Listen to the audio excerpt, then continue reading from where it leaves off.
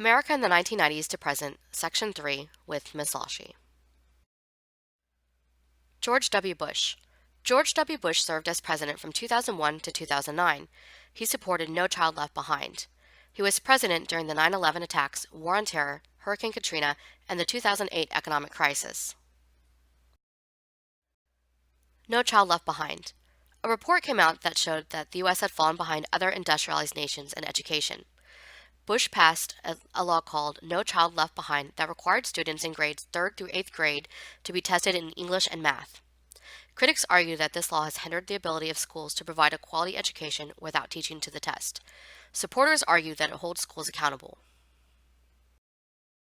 September 11th Terrorist Attacks Part 1.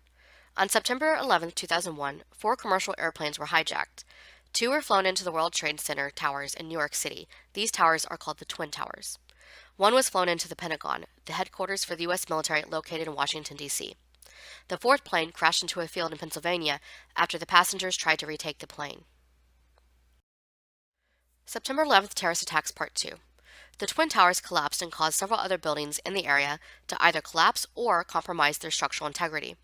The area around the collapse of the Twin Towers is called Ground Zero. Al-Qaeda claimed responsibility for the attacks. They were led by Osama bin Laden. Osama bin Laden. He was the leader of Al-Qaeda. He came from a very wealthy Saudi Arabian family. In the 1980s, he went to Afghanistan to help them fight off Soviet aggression. The U.S. provided him with military training and equipment to fight the Soviets. He remained protected by the Islamic fundamentalist group that controlled the Afghan government. They refused to turn him over to the U.S. and protected him. It would be over a decade before he would be found and killed by U.S. Special Forces under the Obama administration. War on Terror begins. After the 9/11 terrorist attacks, the U.S. entered into a war on terror. It lasted more than a decade. Bush promised to wage war against any country that harbored or hid terrorists. Afghanistan was the first target, the country that was hiding Osama bin Laden. The U.S. began air and ground assaults or attacks on the Taliban and al-Qaeda bases. The Taliban in Afghanistan was overthrown and many al-Qaeda members were killed or captured. Osama bin Laden went deeper into hiding. Transportation Security Administration, TSA. The Transportation Security Administration, TSA, was created by George W. Bush after the 9/11 attacks. Their job is to screen passengers and luggage before they're boarded or loaded onto an airplane. In the early years, this just meant passengers placed their bags to be screened through an X-ray machine and they walked through a metal detector. It progressed to random pat-downs, X-rays of your shoes, and now full body scans. The full body scan shows what a person's body looks like without clothing and saves the images. Many have claimed that this is a violation of their constitutional rights and unreasonable search and seizure. Department of Homeland Security. George W. Bush created a new cabinet position in 2003, the Department of Homeland Security.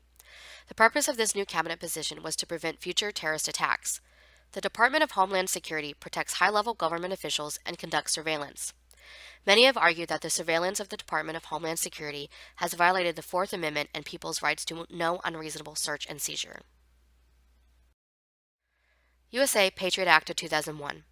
This law was passed after concerns were raised about how the terrorists from the 9/11 attacks were able to receive money from terrorist organizations to their bank accounts and more.